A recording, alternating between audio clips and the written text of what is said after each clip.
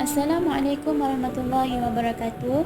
Nama saya Nur Atia binti Abdul Rahman dan saya merupakan pelajar diploma in Hajj and Umrah Management semester 3. Jadi pada hari ini saya akan menghuraikan berkaitan dengan kebersihan menurut perspektif Islam. Jadi keutamaan yang pertama lagi jelas adalah kerana kita hendak mentaati perintah Allah Subhanahu Wa Taala. Allah ni tidak menyukai sesuatu perkara yang kotor ataupun najis. Maka oleh itu kita sebagai umat Islam ni haruslah bersuci sebelum solat dan baca Al-Quran, serta sebaiknya juga bersuci ketika hendak berzikir.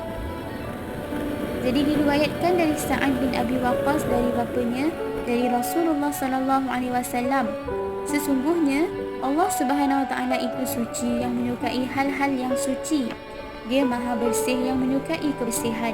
Dia Maha mulia yang menyukai kemuliaan. Dia Maha indah yang menyukai keindahan. Kerana itu, bersihkanlah tempat-tempatmu. Hadis riwayat Tirmizi. Seterusnya adalah kerana kita hendak mengamalkan sunnah Rasulullah. Rasulullah SAW ini adalah teladan bagi seluruh umat Islam.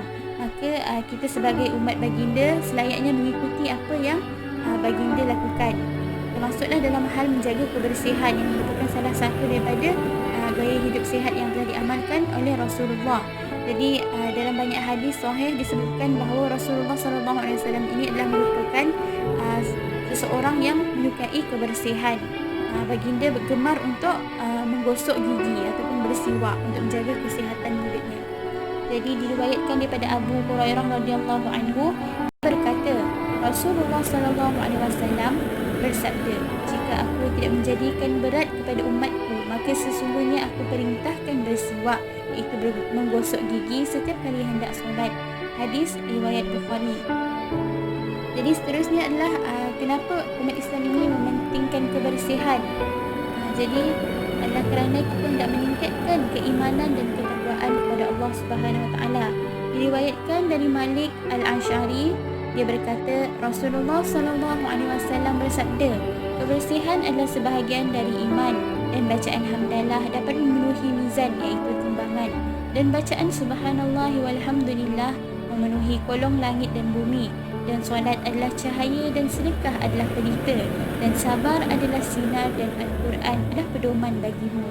Hadis riwayat Muslim. Dan bersuci itu, taharah itu ialah setengah daripada iman. Hadis riwayat Ahmad, Muslim dan Tirmizi. Jadi seterusnya adalah kerana kita hendaklah menjaga kebersihan kerana kita hendak menghindari laknat Allah SWT. Daripada Abu Hurairah radhiyallahu anhu, ia berkata bahawa Rasulullah SAW bersabda, waspadalah dengan dua yang terkena laknat. Mereka pun berkata, siapa yang terkena laknat tersebut? Lalu baginda menjawab, orang yang membuang hajat di tempat orang lalu lalang ataupun di tempat mereka bernaung. Hadis riwayat Muslim. Dan seterusnya adalah kita menjaga kebersihan ini untuk menghindari penyakit. Bila kita menjaga kebersihan, jadi tubuh badan kita akan sihat dan kita dapat menjauhi penyakit-penyakit. Kerana kebanyakan penyakit ini adalah datang daripada sikap yang tidak menjaga kebersihan.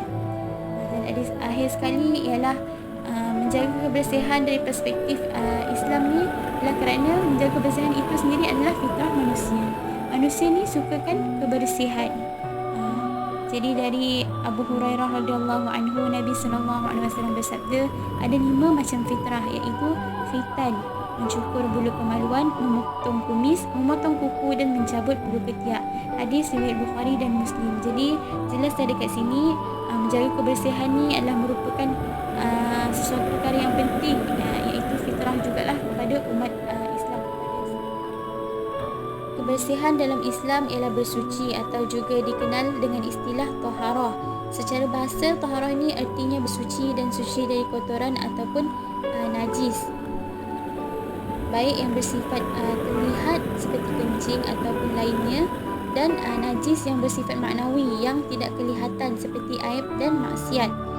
Jadi menurut istilah taharah ni artinya bersih dari najis, baik najis yang hakiki ataupun najis hukmi. Jadi taharah ni amat penting dalam Islam, baik taharah yang hakiki ataupun taharah hukmi ni lah. Jadi sebab itu adalah menjadi syarat pada sahnya solat kita. Jadi oleh itu kita sebagai umat Islam hendaklah sentiasa menjaga kebersihan seperti yang telah disyariatkan oleh agama kita. Jadi sekian itu saja daripada saya, Nur Atiyah. Terima kasih.